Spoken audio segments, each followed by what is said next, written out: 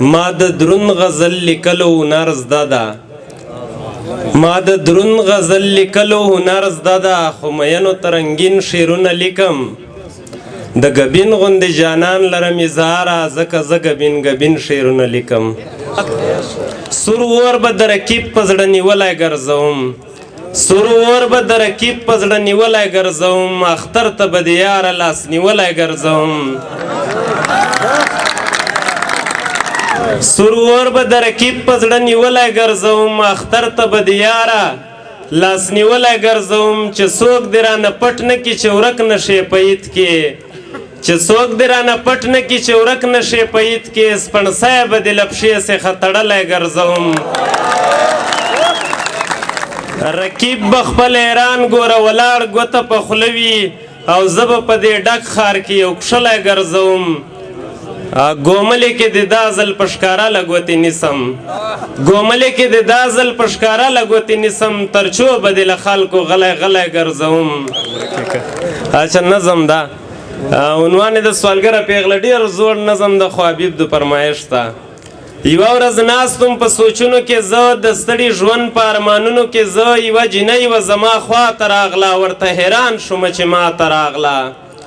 په لوې ونیولو سوال یې وکړه ډېر طریقې سره په خیال یې وکړه ویلې سراکه د الله په نامه که دې پیرزو شي د مولا په نامه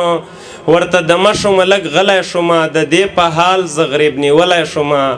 په لوې سم کړلو روانه شوله شونه امیده پریشانه شوله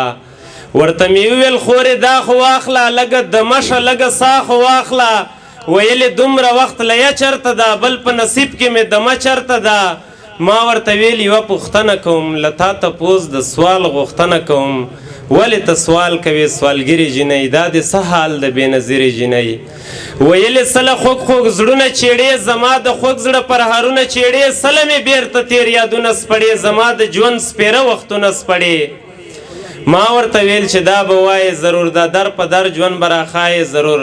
ویلې غوږ شه چیالونه غواړې چې خپل خوشحال زړه ته غمونه غواړې یو خو مې پلار په دې دنیا کې نشته ځکه قرار په دې دنیا کې نشته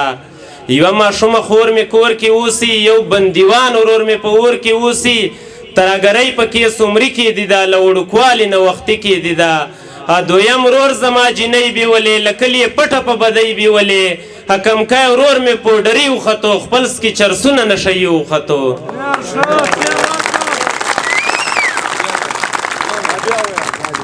حکمکی ورور مې پوډري وختو خپل سکي چرسونه نشهیي وختو بل ناعلاجه راته مور پرته ده زندګي واړه مې په اور پرته ده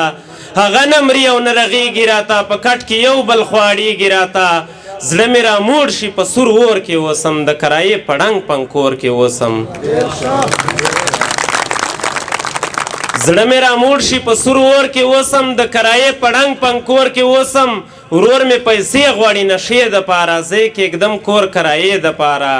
ماشومه خور رانه بنګړي غواړي تل رانه جامې غواړي کالي غواړي تل له ژونده تنګه یم د خور سترګې دي دا چې ګرځېږم دا مې مور سترګې دي اوښکې راغلې تر ګریوانه پورې دلته یې زه بوتلم خفګانه پورې سمه سلګو ونیوه ویې ژړل دا په ژړا کې ویې ویل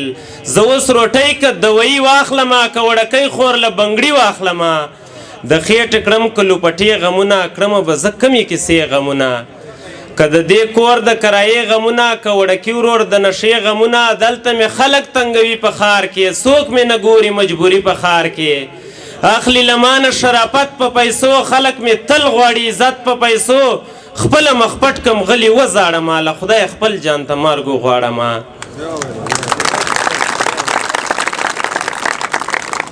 خپله مخ پټ کم غلي وزاړمه له خدای خپل جان ته مرګ وغواړمه دلته د داسې خلکو قدر نسته غم مې د کور څه کوې قبر نسته تلو کې ویلي عزت خرچیږي دلته ډېر بې ضمیره خلکو اوسیږي دلته له ژوند مزو و ناخبره پیغله ایزاره داسې وسولګره پیغله وسلام